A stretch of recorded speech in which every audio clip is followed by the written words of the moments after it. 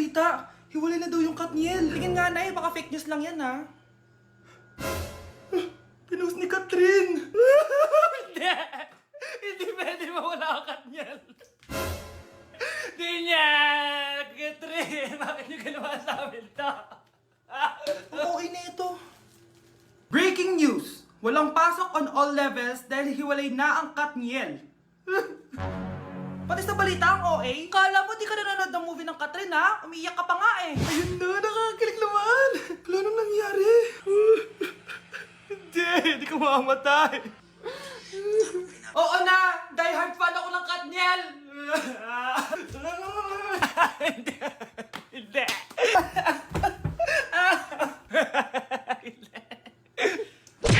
Hala, na paano siya? Be, anong iniiyak-iyak mo dyan? Nag-relapse ako, be. Nakita ko kasi mga favorite song namin sa Spotify rap results ko.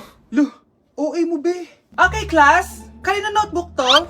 Hala, diary ko ba yun? Ah, sige, tatapon ko na to. Total, wala naman may-ari sa inyo, ha? Ma'am, wait! Diary ko po yan. Oh, Scarlett. Pwede mo bang basahin sa buong klase kung anong laman ng diary mo? Babasahin?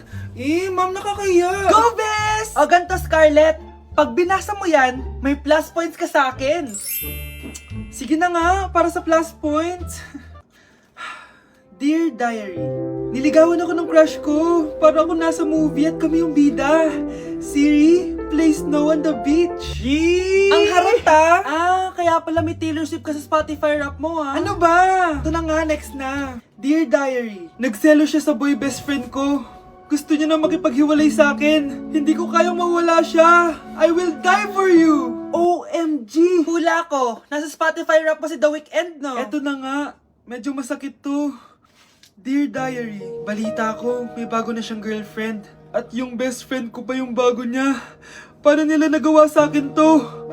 Parehas silang traitor. Hala, okay lang yan, bes. Kaya, ayun. Nasa top song ko yung Kill Bill ni SZA. Magre-relapse na yan! Tumigil nga kayo! Class! Tumigil na! Hello ma'am. Sorry I'm late. Nga pala, class. May bago pala kayong kaklase. Dear Diary, eto na ba yung binigay ng universe para sa akin? Hi classmates, my name is Jake. Ang pogi ng pangalan tapos ang tangkad niya pa. Siya na talaga yung para sa akin. At sa mga nagtatanong, may jowa na po ako. And 3 years na po kami. Dear Diary, suko na ako. Ayoko na magjowa. Mamamatay na lang talaga akong single.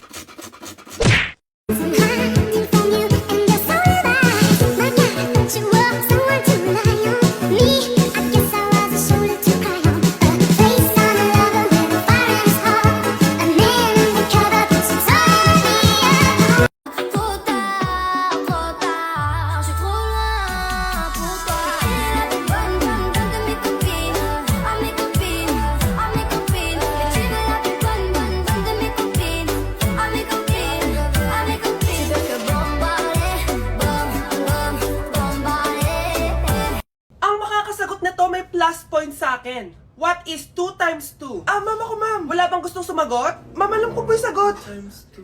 Ma'am. Okay, Samantha. 2 times 2 is 4. Very good. May plus 5 ka sa akin. Ang daya naman. Kanina pa ako nagtataas ng kamay. Ma'am, pwede pa po ba ako mag-take ng quiz? Absent kasi ako kahapon eh. Ay, hindi na. Absent pa more. Tatamad-tamad ka kasi mag-aral. Nagkasakit po kasi ako, ma'am. Oh, anong gagawin ko?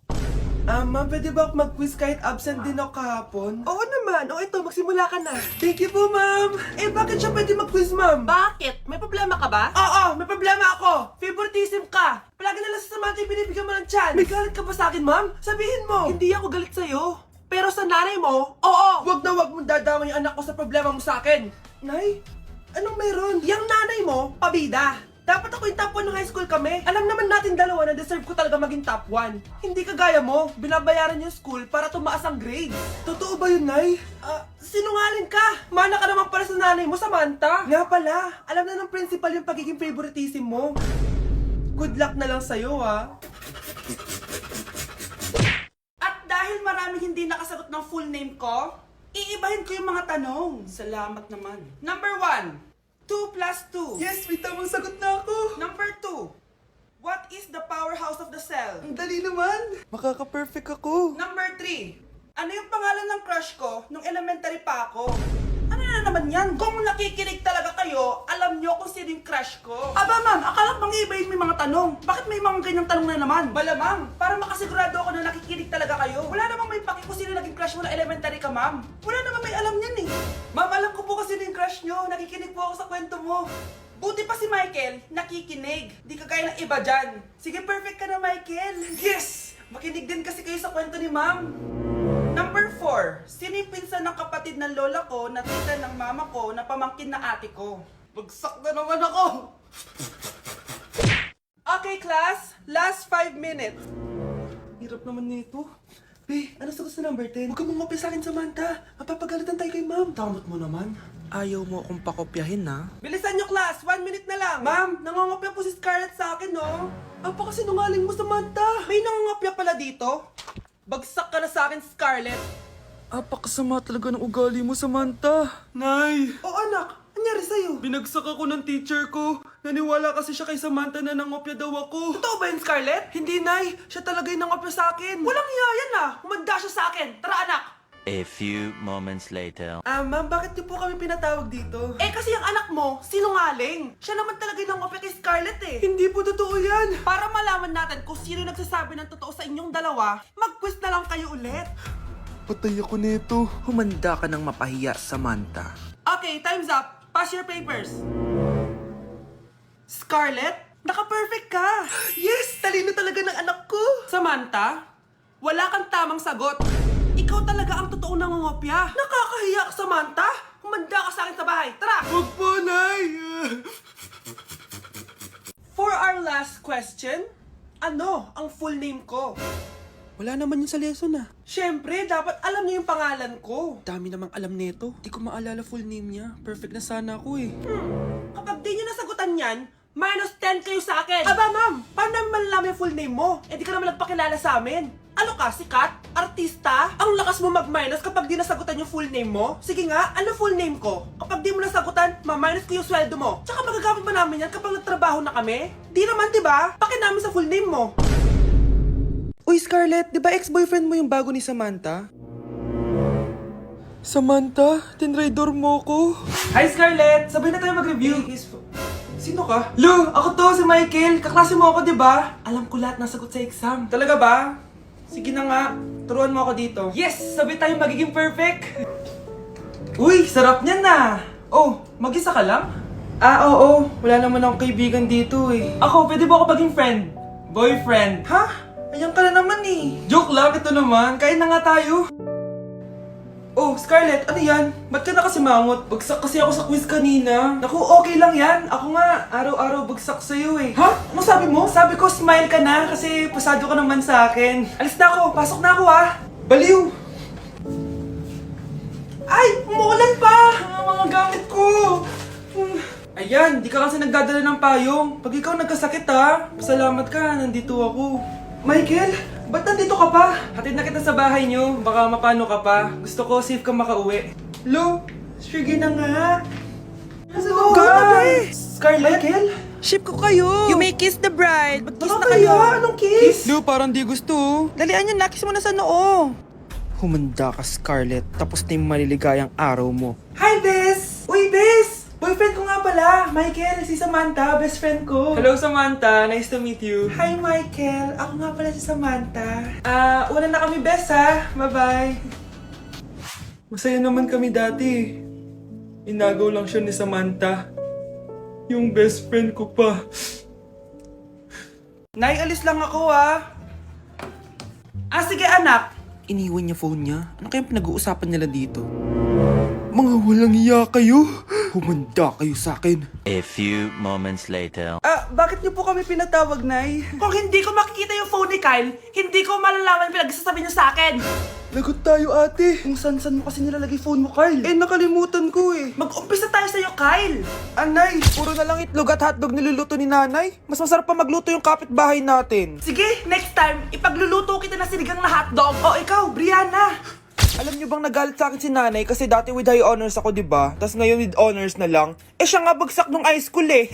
Oo, bagsak ako. Pero top 1 ako ng kinder. Kevin? Wala akong sinasabi ha. Grabe talaga si nanay. Umaga pa lang galit na siya. Tapos utos pa siya ng utos. Bawal ba magpahinga sa bahay na to? Grabe. Wow, wala ka palang sinasabi ah. At ikaw, Scarlett? Yes, Nay. Mga be, alam niyo bang galit na galit sa akin si nanay dahil daw nag-boyfriend ako na maaga? Eh siya nga maaga nabuntis eh. Di naman ako naggalit sa kanya. May problema ka ba sa maagang nabuntis? Wala akong problema, Nay. Idol nga kita eh. Ha? Anong idol? Buntis din ako.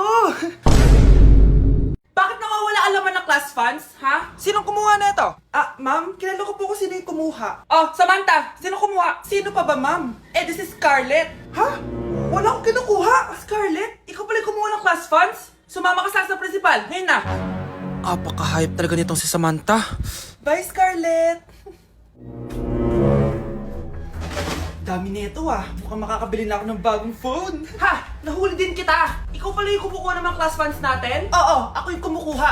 Bakit? May problema ba? Ang problema ko, ikaw. Ako pa sinisisi mo na kumukuha ng class funds, eh ikaw naman talaga? Isusumbong kita kay ma'am. Wala ka namang ebidensya. Ikaw ang isusumbong ko dahil naniniwala naman sa akin si ma'am. Umanda ka sa akin, Samantha. Wow, may bagong phone si Samantha. Sana all! Bigay ito ng parents ko, guys. Class! Sino naman kumuha sa class funds? Si Scarlett po yung kumuha, ma'am. Pagsabihan nyo nga yan. Ako na naman? Nagpapatawa ka ata, Samantha. Talaga ba, Samantha? Kitang-kita ko na kumuha ka dito. At narinig ko, nabalak mo na naman si Scarlett. Ah, ma'am, di po ako yun. Gagawin mo pa ako sinungaling? Diyan ka naman magaling, di ba, Samantha? Sa pagsisinungaling? Sumama ka sa akin sa principal at ipapatawag ko yung magulang mo. Buti nga sa'yo, Samantha. Deserve mo yan. Nag-uumpisa pa lang ako.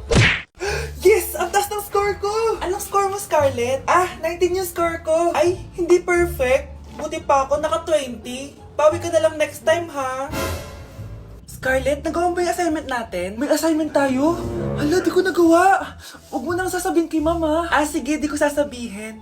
Ma'am, may assignment po pala tayo. Ay, oo nga pala, may assignment tayo, class. Ang hindi gumawa ng assignment, bagsak sa akin, ha? Bida-bida talaga tong si Samantha. Okay, class, sinong iboboto niyong president? I nominate Scarlett, ma'am. Ako? Di ako papayag. Dapat ako yung maging president. Go, Scarlett! Kaya mo yan! I nominate myself because I believe na mas responsible ako. I believe na hindi ako nangungupit ng class funds. Iboto niyo ako dahil matataas ang mga scores ko. Iboto niyo ako dahil hindi ako nangungopya para lang tumaas ang score. Ako ba pinaparinggan mo? Mukhang may natamaan ata. Congrats, Scarlett! Deserve mo maging president. Gagawin ko yung best ko. Good morning, class. Hindi na papasok si Samantha. Ha? Ano nangyari? Ang balita ko, nag-drop na siya dahil sa sobrang pressure sa nanay niya. Palagi siya pinapagalitan kapag hindi perfect yung score niya. Nagalit din yung nanay niya nung hindi siya nanalo ng president. Kaya, na-depress talaga siya. Kawawa naman pala siya. Hi classmates! Ako nga pala si Ashley, ang pinakamayaman at sobrang ganda niyong kaklase. Hi Ashley! Pwede ba tayo maging friends? Ay, sorry, di ako nakikipagkaibigan sa ganyang muka. Ew!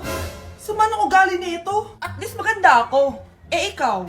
Pangit ba talaga ako? Uy, Scarlett, sabay na tayo kumain ng lunch. Sure, saan? Ako na lang sabay mo kumain, wag na si Scarlett. Ako na bahala sa lunch mo for the whole year. Walang iya ka, Ashley. Aagawin pa sa akin yung crush ko. Sige na, gusto mo bilan pa kita ng car? Car? Ah, sige, sabay na tayo kumain, Ashley. Sorry, Scarlett. Sorry, ako pinili niya. It well sa'yo, ah. Bes, payag ka ba nun? Inagawan ka ni Ashley? Ano bang magagawa ko, Bes? Kailangan ko maging blooming. Hay naku, madali lang yung sagot dyan. Try mo tong Garnier Vitamin C Serum. Baka ito na the right one for you at hindi yung crush mo. Tama ka dyan, Bes. Kaso natatakot ako, baka lalo lang ako maging haggard. Don't be afraid to try new things kasi. Malay mo ito na yung sagot para maging fresh ka. Sabi mo yun, ha? OMG, ang fresh na ni Scarlett. Ano kayang ginawa niya? Paano siya naging fresh? Hindi pwede to. Oh, ano ka ngayon, Ashley? Mas fresh na si Scarlett kesa sa'yo. Scarlett, pwede ba tayong sabay kumain ng lunch mamaya? Che, di na kita kailangan. Sapat na sa akin ng Garnier Vitamin C Serum. Kasi it passes the hashtag Garnier yang che. Humanda ka na, Ashley. This is the beginning of my revenge.